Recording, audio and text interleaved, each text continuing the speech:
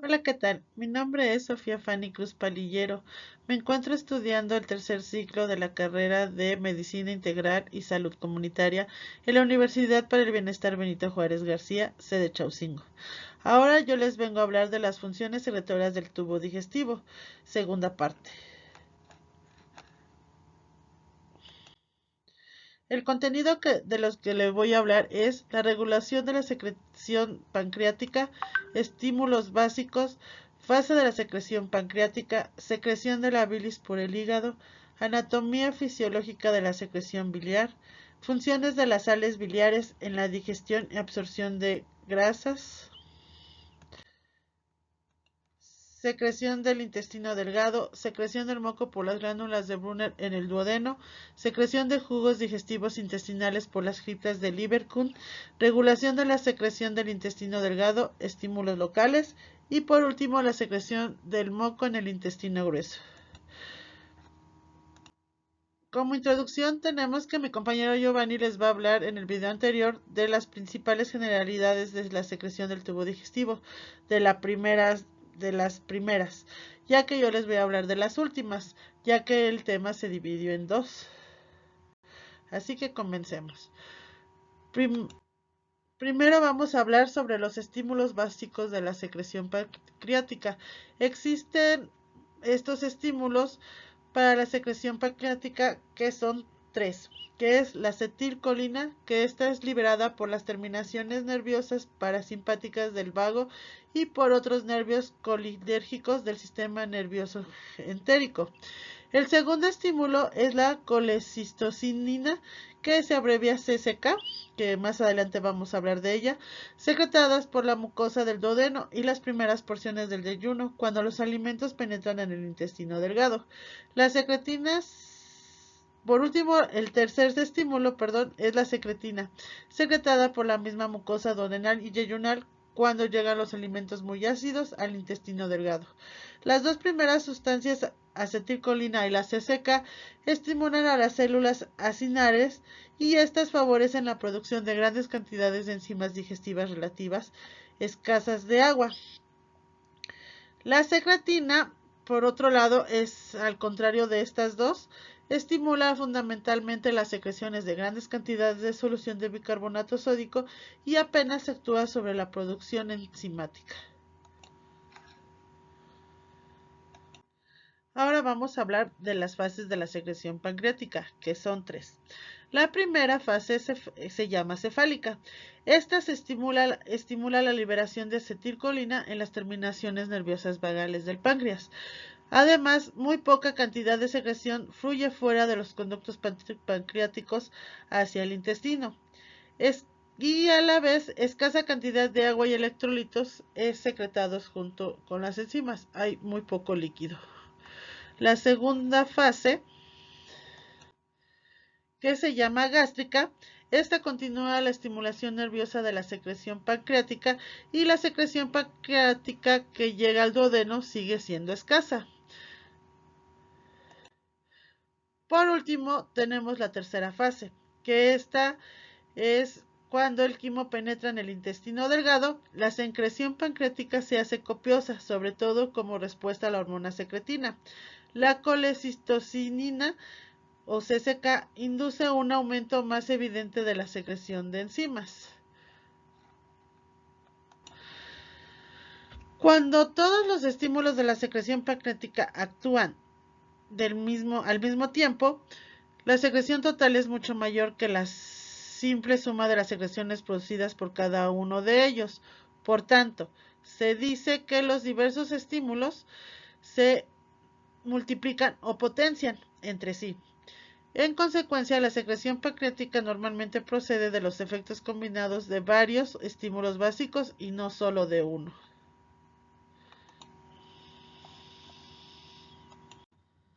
Ahora vamos a hablar de la secreción de la bilis por el hígado y sus funciones. Una de las muchas funciones del hígado consiste en la secreción de bilis en cantidades que oscilan entre los 600 a los 1000 mililitros por día. Tiene dos funciones y la primera es digestión y absorción de grasas, que a su vez se divide en dos, que esta primero ayuda gracias a a los ácidos biliares o a las sales biliares a emulsionar las grasas, y también favorece la absorción de los productos finales de la digestión de las grasas a través de la mucosa intestinal.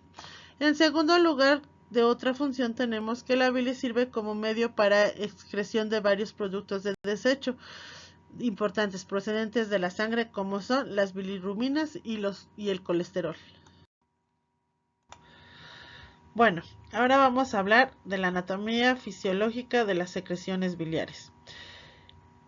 El hígado secreta bilis en dos fases, que son los hepatocitos y adición de una segunda secreción de sodio y de bicarbonato. Los hepatocitos secretan porciones inicial, ácidos biliares, colesterol, entre muchos otros componentes. Y la adición de una segunda secreción de sodio es que la bilis fluye por los cálculos biliares hacia los tabiques interlobulares, donde los canalículos desembocan en un conducto biliar terminal. Estos se unen en un conducto progresivamente mayor hasta que acaban en los conductos hepáticos y el colédoco, donde estos conductos la bilis se vierte directamente al duodeno o es derivada durante minutos a horas hacia la vesícula biliar y a través del conducto cístico. La liberación adicional de estos iones de bicarbonato que se añaden a las secreciones pancreáticas para neutralizar el ácido que llega al duodeno procedente del estómago. Y pues tenemos aquí unas imágenes donde tenemos a los sinusoides, a los canículos biliares, los ductos biliares intralobulares, rama de la vena porta, conductos biliares, conductos biliares periportales y el espacio portal, que son estos. Y aquí abajo tenemos otra donde nos muestran los conductos, que es el conducto hepático derecho, conducto cístico, cuello de la vesícula, mucosa de los pliegues, el cuerpo de la vesícula, conductos hepáticos izquierdo, el conducto hepático izquierdo, el conducto hepático común y el conducto colérico.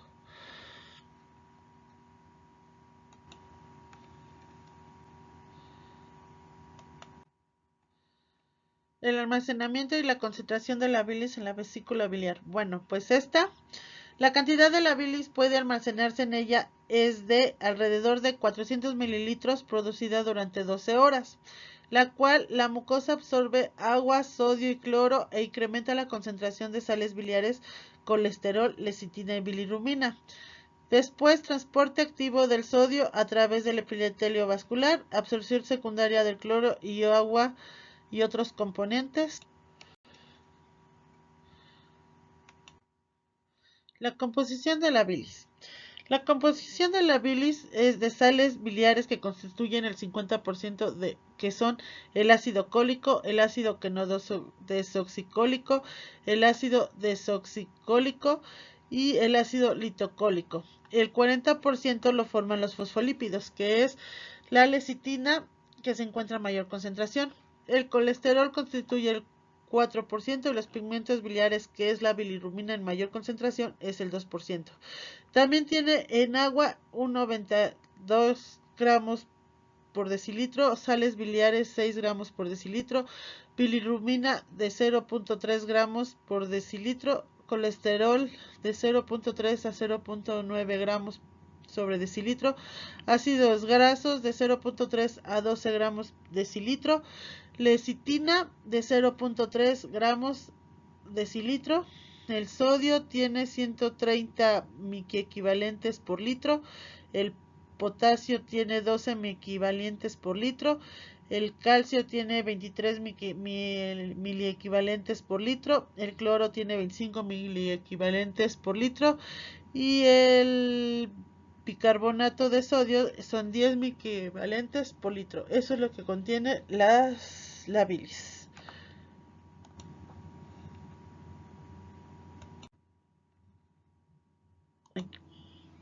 Bueno, ahora vamos a explicar el vaciamiento vesicular. Cuando se inicia la digestión de los alimentos, en la porción proximal del tubo digestivo, la vesícula comienza a vaciarse, sobre todo en el momento en el que los alimentos grasos alcanzan al duodeno. Esto es alrededor de los 30 minutos después de la comida. También necesita que la relajación simultánea del esfínter de Oddi, y por ende necesitamos el estímulo de la hormona colecistocina o la CK, que les decía que íbamos a, también en esta tiene mucho que ver, como en el páncreas. Y por último necesitamos que las fibras nerviosas también segreguen acetilcolina. El principal estímulo para que la CCK se segregue es que se segregue hacia las células, es al introducir alimentos muy grasos o alimentos grasos. Ese es el estímulo para que se segregue esta hormona. En resumen, la vesícula biliar expulsa hacia el duodeno la bilis concentrada por efecto de la CCK. Es muy importante, que se libera principalmente en respuesta a la presencia de alimentos grasos. Si la comida carece de grasa, la vesícula apenas se vaciará, pero cuando existen grandes cantidades de grasa, la vesícula suele evacuarse por completo en 1 hora.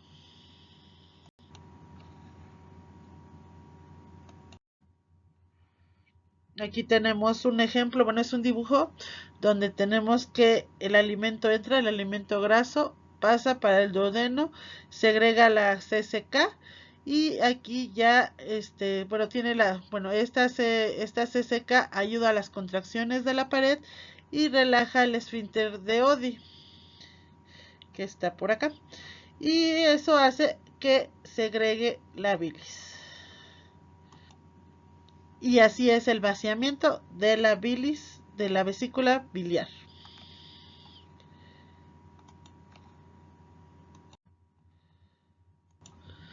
Bueno, ahora vamos a explicar la función de las sales biliares en la digestión y en la absorción de las grasas. Los hepatocitos sintetizan alrededor de 6 gramos por día de sales biliares. El precursor de estas sales es el colesterol procedente de la dieta o sintetizado por los hepatocitos durante el metabolismo de las grasas. El colesterol se convierte primero en el ácido cólico o ácido desoxicólico en cantidades casi iguales. Estos ácidos se combinan y a su vez sobre todo con la glicina y en menor medida con la taurina y forman los ácidos biliares gluco y tauroconjugados. Las sales biliares también ejercen dos efectos importantes en el tubo digestivo. En primer lugar, tiene una acción detergente para las partículas de la grasa de los alimentos. Esto disminuye la tensión superficial de las partículas y favorece la fragmentación de los glóbulos en otros de los tamaños menor por efecto de la agitación del contenido intestinal. Es la llamada función emulsificadora o detergente de las sales biliares. En segundo lugar, e incluso más importante que el anterior, que las sales biliares ayuden a la absorción, uno de los ácidos grasos, otro de los monoglicéridos, otro del colesterol y otro de los lípidos en el intestino. Ayudan a su absorción mediante la formación de complejos físicos diminutos llamados micelas, con los lípidos que debido a la carga eléctrica aportada por las sales biliares son semisolubles en el quimo. En ausencia de las sales biliares en el intestino se excretarían con las heces hasta el 40% de los lípidos ingeridos, con el consiguiente déficit metabólico por la pérdida de estos nutrientes. Entonces aquí tenemos una imagen donde dice que el colesterol es el principal componente para que los ácidos biliares se formen en ácido quenodesoxicólico o ácido cólico, el cual a unirse con la glicina y la taurina se forma ácido glicólico o ácido taurocólico, y esto está formado las sales biliares.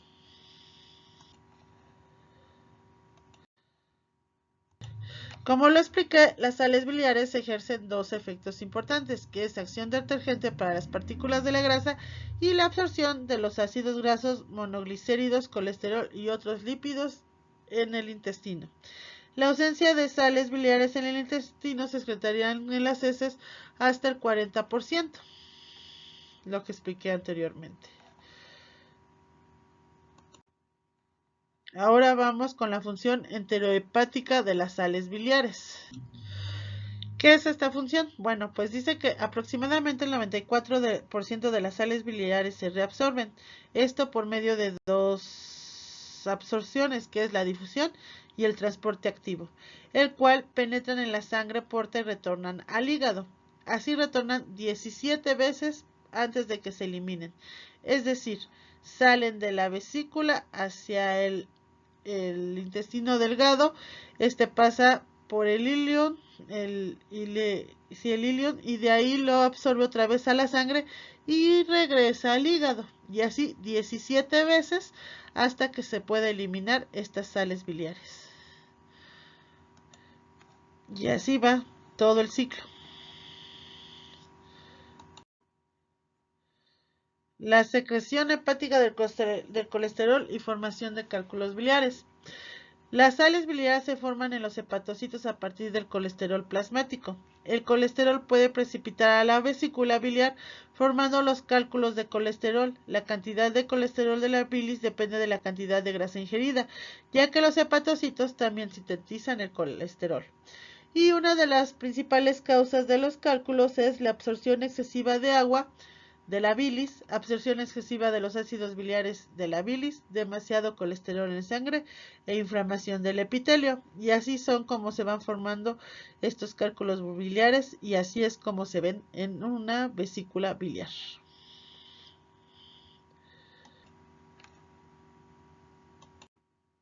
Ahora vamos a hablar de las secreciones del intestino delgado. Bueno, como ya sabemos, estas secreciones de, del intestino delgado se dan por las glándulas de Brunner, que son las secreciones que sacan son moco. Estas entran en el píloro y la ampolla de Vater.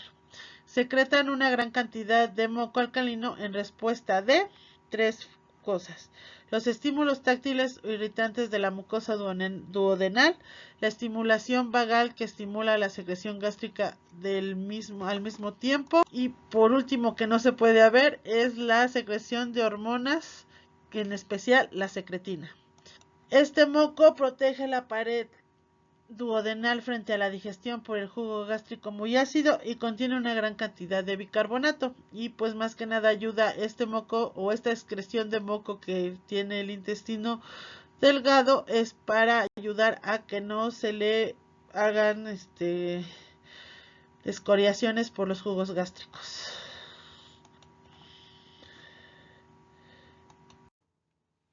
Ahora vamos a hablar sobre la secreción de jugos digestivos intestinales por las criptas de Lieberkühn. A lo largo de toda la superficie del intestino delgado existen pequeñas depresiones llamadas criptas de Lieberkühn, una de las células que se representan aquí en este dibujo. Las criptas se encuentran entre las vellosidades intestinales. La superficie de las criptas y de las vellosidades intestinales están cubiertas por un epitelio formado por dos células, un número moderado de células calciformes secretoras de moco que lubrican y protegen la superficie intestinal, y la segunda es un gran número de enterocitos que en las criptas secretan grandes cantidades de agua y electrolitos, mientras que la superficie de las vellosidades adyacentes reabsorben el agua y los electrolitos junto con el producto final de la digestión.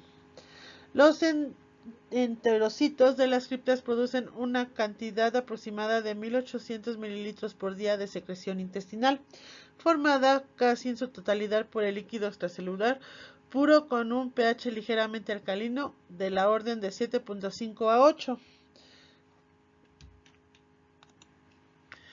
El mecanismo exacto responsable de la importante secreción de líquido acuoso en las criptas de Lieberkühn no es tan claro, aunque parece haber al menos dos procesos secretores. Uno secreta activa de iones de cloro y una secreción activa de iones de bicarbonato. La secreción de estos dos iones producen un arrastre eléctrico de iones de sodio de carga positiva a través de la membrana y también al líquido secretado. Por último, el conjunto de los iones provoca el movimiento ósmico del agua.